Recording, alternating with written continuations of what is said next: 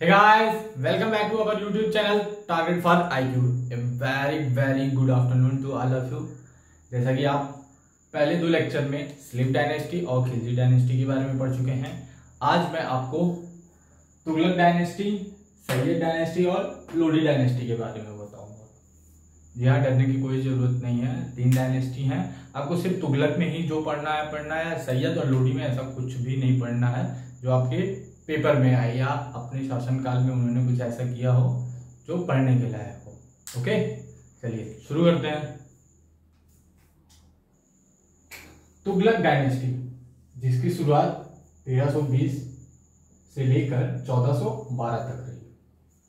Comment box में कोई ये नहीं बताएगा 1412 नहीं, 1413, 1414 है। हाँ, कुछ बुक्स में 1412 दिया हुआ है, कुछ बुक्स में 1413 दिया हुआ है, कुछ बुक्स में 1414 दिया है, इसलिए आप लोग कमेंट करके मत भूलिए। चलिए, सबसे पहला question, who was the founder of Tughlaq dynasty? तो गियासुद्दीन तुगलक। ये भाई साहब थे कौन? तो खिलजी डायनेस्टी की जो सबसे लास्ट रूलर थे खुसरो खान, ये उनके शासनकाल में गवर्नर थे नॉर्थ वेस्ट के। ओके, इन्होंने खुद को एक उपाधि दी गाजी की, जिसकी वजह से लोग इन्हें गाजी मलिक भी कहते हैं। गाजी का मतलब क्या होता है? तो स्लेयर ऑफ इनफिडेल्स, मतलब जो काफिरों से लड़े या काफिरों का खात्मा करे, उनको गाजी कहते हैं। इसलिए इन्होंने अपना खुद को एक उपाधि दी गाजी मलिक, इसलिए लोग इन्हों गाजी मलिक कहते हैं। देखिए, इन खिलजी डायनेस्टी ये क्या थे? Governor of north west. Okay, are you getting my points? जी, एक बात और बताना चाहता हूँ, गियासुद्दीन जो था वो बहुत लिबरल इंसान था, बहुत अच्छा इंसान था, बहुत दान पुण्य भी करता था, साथ साथ में गरीबों की देखभाल भी करता था, कई सिस्टम की शुरुआत भी की थी यहाँ पे, जैसा मैं बताऊंगा। लेकिन ये हिंदू के लिए बहुत कठोर था। किस सेंस में? ये नहीं चाहता था कि हिंदू अमीर हो जाए, अमीर हो जाएंगे तो इसके लिए दिक्कत हो जाएगी, और ये भी नहीं चाहता था कि हिंदू गरीब हो जाए। अगर हिंदू गरीब हो जाएगा तो वो खेती कहाँ से करेगा, खेती बाड़ी कहाँ से करेगा, फिर अनाज कहाँ से पैदा होगा। मतलब लिबरल था तो मुस्लिमों के लिए और स्ट्रिक्ट था हिंदुओं के लिए। चलिए, इसने शुरुआत किस किस चीजों की थी? कैनल सिस्टम, बहुत बड़े बड़े नदी नहर बनवाए जिससे खेतों को आराम से पानी मिल सके। पोस्टल सिस्टम, पोस्टल सिस्टम की सबसे पहले शुरुआत इन्होंने ही की थी। कुछ इस तरह के हर थोड़ी थोड़ी दूर पे कुछ कुछ माइल्स पे आदमियों को खड़ा कर दिया जाता था। इनके सैनिक जो रहते थे वो खड़े रहते थे, एक को मिलता था वो दूसरे को डाक देता था, तीसरे को डाक देता था, चौथे को देता था, ऐसे जहां जाना था वहां तक पहुंच जाता था। फिर उन्होंने एग्रीकल्चर में भी, जैसे जिसको कोई भी दिक्कत हो, इन्होंने जैसे आज के टाइम पे एक लीगल फॉर्म बनता है, ऐसे अपने टाइम पे एग्रीकल्चर के लिए भी इन्होंने भी एक फॉर्म बनाया हुआ था कि एग्रीकल्चर से रिलेटेड कोई भी दिक्कत हो, कोई भी इशू हो, तो वहां के लोग वहां पे जाके अपनी समस्या बता सकते हैं और अपनी समस्या का समाधान भी ले सकते हैं। ठीक, तुगलकाबाद के ये फाउंडर, इनके बारे में बस इतना ही पढ़ना है, सिर्फ इतना ही पढ़ना, इससे ज्यादा कुछ नहीं। It means 1 2 3 4 5। गियासुद्दीन से आपको सिर्फ ये 5 क्वेश्चन मिलेंगे, इससे ज्यादा एपीओ या जुडिशियल के पेपर में नहीं आएगा, क्वेश्चन ही नहीं आएगा कहां से। ओके, फिर इनके डेथ के बाद इनके बेटे जूना खान, ऐसा कहा जाता है और किताबों में लिखा है कि जूना खान जो थे अपने पिता के देहांत के बाद 24 दिन तक जो सर पे रखा जाता है सिंहासन, इन्होंने नहीं रखा। ये 24 दिन तक एक तरह से कोप में बैठे हुए थे, इनको सदमा लगा, तो ये भाई साहब 24 दिन तक सर पे ताज को नहीं रखे और वहां के सुल्तान भी नहीं बने। उसके बाद इन्होंने मोहम्मद बिन तुगलक का टाइटल लेते हुए गद्दी पे विराजमान हो जाते हैं। ओके, आपको समझ में आ रहा है ना जी? दौलताबाद इनकी कैपिटल रहती है। मोहम्मद बिन तुगलक की कैपिटल जो है वो दौलताबाद है। इनको most educated Sultan of Delhi सल्तनत भी कहा जाता है। क्यों? ये दिल्ली सल्तनत के सबसे ज्यादा पढ़े लिखे सुल्तान थे, इनको नॉलेज बहुत थी, कई फील्ड में इन्होंने ज्ञान प्राप्त किया हुआ था और इन्हें अरबिक और पर्शियन दोनों भाषा का काफी अच्छा ज्ञान था।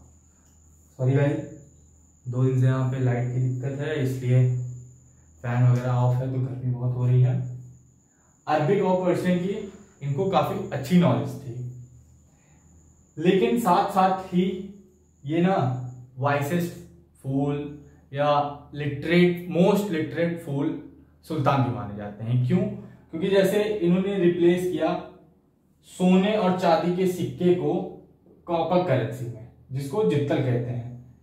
शायद 2018 का क्वेश्चन है ये, एक बार आप चेक कर लीजिएगा, एपीयू का ही क्वेश्चन है, लेकिन किस ईयर का ये मैं थोड़ा सा श्योर नहीं हूं। ये जित्तल के बारे में पूछा गया था कि जित्तल की शुरुआत किसने की थी, तो Muhammad bin Tughlaq was the right answer. 2018 में शायद पूछा गया है, तो इसीलिए इनको इलिटरेट फूल कहा जाता है और वाइसेस्ट फूल कहा जाता है, क्योंकि इन्होंने सोने चांदी के सिक्कों को कॉपर करेंसी से रिप्लेस कर दिया। इससे इनका कुछ फायदा नहीं हुआ था, कॉपर करेंसी चली नहीं, जिसकी वजह से इनका ये प्लान फेल हो गया। और क्यों कहा जाता है इनको ऐसा? हिमाचल प्रदेश पे जब ये अपना कब्जा करने गए, जैसे कि हिमाचल प्रदेश बहुत ठंडी जगह है, तो ये भाई साहब कोई व्यवस्था करके गए ही नहीं कि वहां पे कैसे खुद को गर्म करे, सैनिकों को कैसे गर्म करे। जाना चाहिए था ना कंबल वगैरह लेके। तो जितने इनके सैनिक थे बेचारे ठंडी में, वहां की ठंड से उनकी मृत्यु हो जाती है, ऐसा किताबों में लिखा हुआ है। और कि वहां पे जब ये लौटे ना वापस, तो इनके पास उंगलियों पे गिन के सैनिक बचे थे, उंगलियों पे गिन के सैनिक बचे थे, इनके पास सैनिक ही नहीं बचे, बेचारे ठंड में सब खत्म हो गए।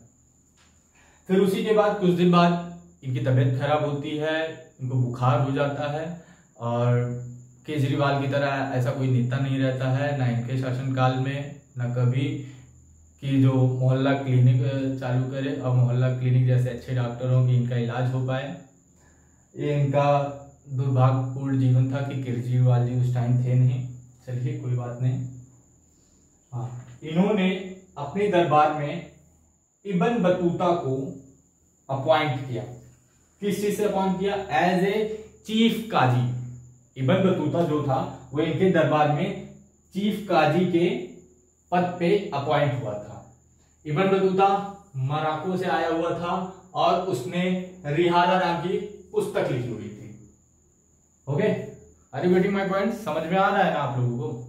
जी, ये जुडिशरी का भी क्वेश्चन है, यूपी एपीयू का भी क्वेश्चन है कि इब्न बतूता कहां से आया था और उसकी बुक का क्या नाम था। उसके बुक का नाम था रिहाला। अगर आपको मोहम्मद बिन तुगलक के बारे में कुछ जानना है या और पढ़ना है तो आप रिहाला बुक पढ़ सकते हैं, लेकिन इसकी कोई जरूरत नहीं है। 10 जुलाई को आपका पेपर है, शांति से यूपी एपीयू पे ही ध्यान दीजिए, कोई जरूरत नहीं है इनके बारे में जानने का। ओके, फिर इनके डेथ के बाद इनके कजिन ब्रदर फिरोज तुगलक आते हैं। मोहम्मद बिन तुगलक के डेथ के बाद इनके कजिन ब्रदर फिरोज तुगलक आते हैं। इनको Akbar of the sultan era बोलते हैं। क्यों बोलते हैं? क्योंकि इन्होंने काफी अच्छे काम किए हैं, कई चीजों का निर्माण किया, कुछ खराब टैक्सेस थे जो वापस लिए, इसलिए इन्हें Akbar of the sultan era कहते हैं। जैसे कि इन्होंने 4 टैक्स जो थे वो वापस लिए, खराज, खाम्स, जजिया और ज़कात। जजिया और ज़कात को मत भूलिएगा, जजिया और ज़कात बहुत इंपॉर्टेंट है। जजिया का क्या था? ये हिंदुओं के लिए टैक्सेस थे और ज़कात जो था वो मुस्लिम रिलीजियस पर्सन के लिए थे। ठीक है, जजिया और ज़कात को हमेशा आप याद रखिएगा। सॉरी, ठीक। आगे इन्होंने हौजे खास, फिरोज शाह कोटला और दीवाने खैरत ये शुरू करें। दीवानी खैरत क्या था? ये बहुत अच्छी चीज थी, ये for the safety purpose of girls, लड़कियों की सुरक्षा के लिए दीवानी खैरत की शुरुआत फिरोज तुगलक ने ही की थी। उसके बाद इन्होंने फिरोजाबाद, जौनपुर और हिसारपुर को बसाया। बस इनके बारे में आपको सिर्फ इतना ही पढ़ना है। तुगलक डायनेस्टी में लास्ट क्वेश्चन जो आपसे बनता है कि वो लास्ट रूलर कौन थे, तो यही भाई साहब नसरुद्दीन लास्ट रूलर थे। तुगलक डायनेस्टी में आपसे सिर्फ इतने ही क्वेश्चन मिलेंगे, चाहे आप एपीओ का पेपर दे रहे हो या जुडिशरी, इससे ज्यादा आपको कुछ नहीं मिलेंगे। मैं जैसे जैसे पॉइंटर वाइज बताया हूं, अगर आप ऐसे ही नोट डाउन करेंगे तो ये सेम क्वेश्चन है, ऐसे डायरेक्ट क्वेश्चन उठा के आपको पेपर में मिलेंगे। जी हाँ, कुछ लोगों का ये क्वेश्चन था कि कल की जो वीडियो थी सेकंड पार्ट, वो उन्हें यूट्यूब पे उनका नोटिफिकेशन नहीं आया। तो ऐसी कोई बात नहीं है, कोई टेक्निकल ग्लिचेस भी नहीं है। हाँ, अगर बाई चांस किसी रीजन की वजह से आपको नहीं मिल रहा है तो टारगेट फॉर आईक्यू का जो टेलीग्राम चैनल है आप उसको ज्वाइन कर लीजिए। वहां पे टाइम टू टाइम जो भी वीडियो रहती है वहां पे शेयर कर दी जाती है। अदरवाइज आप मेरा टेलीग्राम चैनल ज्वाइन कर लीजिए, मैं वहां पे सारी वीडियो शेयर कर दूंगा। मेरा टेलीग्राम चैनल है सत्यम शुक्ला जुडिशरी /APO। कुछ लोग कल ज्वाइन भी हुए हैं और कुछ लोग कमेंट सेक्शन में कह रहे हैं टेलीग्राम का चैनल मिल नहीं रहा है, तो आप फिर से एक बार सर्च करके देखिए, आपको मिल जाएगा। तुगलक के बाद आता है सैयद डायनेस्टी। इसमें आपको कुछ भी नहीं पढ़ना है, कुछ भी नहीं जानना है, यहाँ से क्वेश्चन बनते भी नहीं है। सिर्फ ये जानना है कि फाउंडर कौन थे, तो खिज्र खान, और लास्ट रूलर कौन थे, तो आला जी। सैयद डायनेस्टी से आपको सिर्फ इतना पढ़ना है। सैयद डायनेस्टी में इससे ज्यादा कुछ नहीं जानना है। उसके फाउंडर कौन थे और लास्ट रूलर कौन थे। ओके, समझ आ रहा है ना? ठीक। लास्ट डायनेस्टी ऑफ दिल्ली सल्तनत, लोधी डायनेस्टी। इसके फाउंडर थे बैलोन लोधी भाई साहब। अब फाउंडर, कैपिटल, उन्होंने क्या क्या बनवाया था, किस चीज की शुरुआत की थी, बस यही इंपॉर्टेंट है और यही प्रीवियस ईयर क्वेश्चन में आए हैं। इससे ज्यादा आई थिंक इससे ज्यादा कुछ कभी पूछा ही नहीं है, चाहे वो पीसीएस का पेपर हो। हाँ, यूपीएससी अगर आप दे रहे हो तो बात अलग है, उसमें तो पता नहीं क्या क्या पूछते हैं। ठीक। बैलोन लोधी लोधी डायनेस्टी के फाउंडर थे। इनके जाने के बाद इनके सुपुत्र सिकंदर लोधी आते हैं। सिकंदर लोधी जो था वो आगरा का खोज करता है या आगरा को बसाता है। सिकंदर लोधी जो था वो आगरा का निर्माण करता है। लास्ट रूलर जो था वो इब्राहिम लोधी था। इब्राहिम लोधी को निजाम खान भी कहते हैं। ठीक, ओके।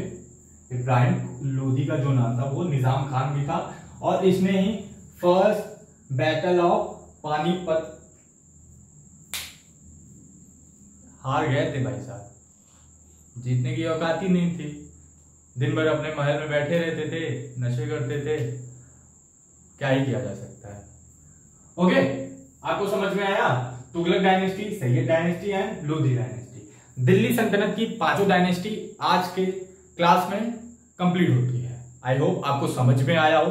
आप पॉइंट वाइज नोट करते जाइए, इसका नोट जरूर प्रिपेयर करिएगा। आपको यूपी जुडिशरी या बिहार जुडिशरी, जिस स्टेट में जीएस आता है उस स्टेट के जुडिशरी में, एपीओ में आपको इसका बहुत बेनिफिट मिलेगा। ऐसा क्यों कह रहा हूं नोट्स बनाने के लिए, क्योंकि अगर आप जुडिशरी का पेपर देने जाएंगे तो फिर आपको जीरो से स्टार्ट करना पड़ेगा जीएस। ऐसे में क्या रहेगा, आप नोट्स को एक बार देख लेंगे, आपके लिए काफी रहेगा। और बाकी अगर आपको इसके एमसीक्यू चाहिए, एमसीक्यू सॉल्व करना है, तो आप मेरा टेलीग्राम लिंक ज्वाइन कर लीजिए, सत्यम शुक्ला जुडिशरी /APO। अदरवाइज मेरा इंस्टाग्राम आईडी है s.satyam27। आप वहां पे भी जाके मुझे डीएम कर सकते हैं। मैं टारगेट फॉर आईक्यू के जो नोट्स होंगे, जो वीडियोस होंगे, मैं अपनी स्टोरी पे शेयर करता हूं। साथ साथ में जो लीगल अपडेट होंगे करंट अफेयर्स के, मैं अपने स्टोरी में उसे भी लगाता हूं, जो आपके लिए बहुत ही ज्यादा बेनिफिशियल होंगे। ओके, अगर आपको मेरा पढ़ाया हुआ समझ में आ रहा है तो प्लीज इसे लाइक करिएगा और आपके जानने वाले जो सिविल सर्विसेज की तैयारी कर रहे हैं, एपीओ, जुडिशरी, आप उन्हें भी इसे शेयर करिएगा। जीएस सबके लिए जरूरी है। और कमेंट में आप अपना ओपिनियन बताना मत भूलिएगा और मैं क्या सुधार कर सकता हूं आप वो भी बताइएगा। Okay, thank you so much. आज की क्लास यहीं समाप्त करता हूं।